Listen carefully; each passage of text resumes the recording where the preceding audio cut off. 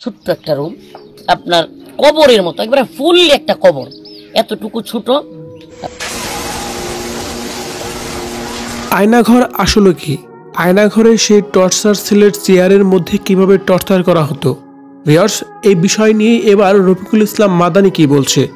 আয়নাঘরে torture সেলের চেয়ারের সেই টর্চারের যে একটি ভিডিও ভাইরাল হয়েছে, সত্যিই কি সেটা আসল ভিডিও নাকি নকল ভিডিও? ভিউয়ার্স, আমাদের আজকের এই ভিডিওতে সেই বিষয়ে বিস্তারিত তুলে ধরব। একটু সময় নিয়ে পুরো ভিডিওটি দেখে সঙ্গেই থাকুন। কারণ আমি কেন বলতে পারতেছি, আমি কারাগারে, রিমান্ডে অনেকের সাথে কথা বলেছি।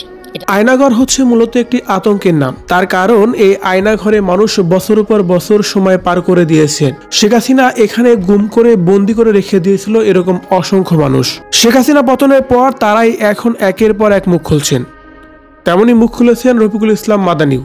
তিনি বলছেন, এই আয়নাঘর আমি নিজের চোখে দেখেছি, আমি নিজে থেকেছি। এই আয়নাঘরের ভিতরে অনেক কান্নার শব্দ আমি আমার কান দিয়ে শুনেছি। এখানে অনেক মানুষ কান্না করত, আওয়াজ শুনছি, আমি নিজে আল্লাহকে সাক্ষী রেখে বলছি। কিন্তু বড়ই দুঃখের বিষয় ছিল যে এর ভিতরে বড় বড় অ্যাডজাস্ট ফ্যান ছেড়ে রাখা হতো, যেন কোনো শব্দ কানে না আসে। ওরা বড় বড় ফ্যান ছেড়ে রাখে। রফিকুল ইসলাম মাদানীর মতে যে আয়নাঘর সবচেয়ে ভয়ানক একটি আয়নাঘর। এই আয়নাঘরের ভিতরে অসংখ্য মানুষকে নিয়ে অমানবিক নির্যাতন করা হতো, যে নির্যাতনের কোনো শেষ নেই। শুধু তাই নয়, কারেন্ট শক দিয়ে বিভিন্ন মানুষকে নির্যাতন করা হতো। অন্যদিকে আয়নাঘরের একটি চেয়ার রীতিমতো যেন ভাইরাল হয়ে গেছে। একটি ভিডিও দেখা যাচ্ছে, যে ভিডিওতে কিভাবে আয়নাঘরের টর্চার সেলের সেই চেয়ারে শক দেওয়া হতো। কারেন্ট শক দেওয়ার সেই ভিডিওটি দেখে রীতিমতোই অবাক হয়েছে সোশ্যাল মিডিয়ার ভক্তবৃন্দরা। কারণ সেই শক দেওয়ার দৃশ্যটা সত্যি মর্মান্তিক। এতটা অমানবিকভাবে নির্যাতন করা হয়েছে যা বলা বাহুল্য। যদিও এই ভিডিওটি অনেক আগের, কিন্তু বর্তমানে শেখ হাসিনা আয়নাঘরে কারেন্ট শক দেওয়ার সেই দৃশ্যে বোঝানোর জন্যই এই ভিডিওটি রীতিমতোই সোশ্যাল মিডিয়ায় ভাইরাল হয়েছে।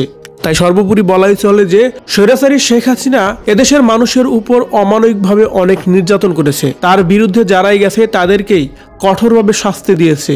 এমনকি অসংখ্য মানুষকে মেরে ফেলেছে, যার কোনো হদিশ পাওয়া যায়নি এখন পর্যন্ত।